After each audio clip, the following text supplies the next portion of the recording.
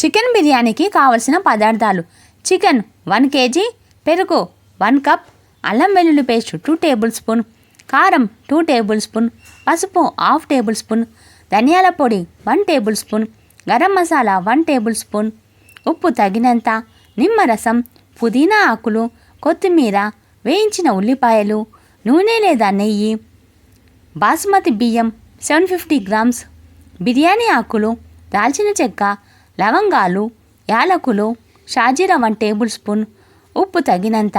తయారీ విధానం: చికెన్లో పెరుగు, అల్లం వెల్లుల్లి పేస్ట్, కారం, పసుపు, ధనియాల పొడి, గరం మసాలా, ఉప్పు, నిమ్మరసం, పుదీనా ఆకులు, కొత్తిమీర, వేయించిన ఉల్లిపాయలు, నూనె లేదా నెయ్యి వేసి 1 గంట నుండి 4 గంటల వరకు నానబెట్టాలి.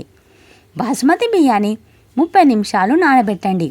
పెద్ద గిన్నెలో నీరు మరిగించి అందులో బిర్యానీ ఆకులు, దాల్చిన చెక్క, లవంగాలు, యాలకులు, షాజీరా, ఉప్పు వేసి నానబెట్టిన బియ్యాన్ని కూడా అందులో వేయండి.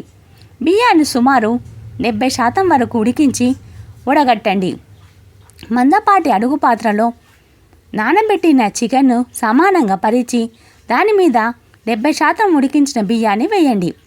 పైన వేయించిన ఉల్లిపాయలు, కొత్తిమీర, పుదీనా, కొద్దిగా నెయ్యి వేయండి. పాత్రను మూత పెట్టి అంచులను పిండితో ముయ్యండి. దీనిని 35 నుండి 40 నిమిషాల వరకు చిన్న మంటపై ఉడికించండి. బిర్యానీ ఉడికిన తర్వాత 10 నిమిషాల పాటు అలానే చల్లారనివ్వండి. తర్వాత సర్వ్ చేసుకోండి. ఎంతో రుచికరమైన చికెన్ బిర్యానీ రెడీ. ఈ రెసిపీ కనుక మీకు నచ్చినట్లయితే లైక్ చేయండి, షేర్ చేయండి, కామెంట్ చేయండి, సబ్స్క్రైబ్ చేయడం మర్చిపోకండి. బాయ్.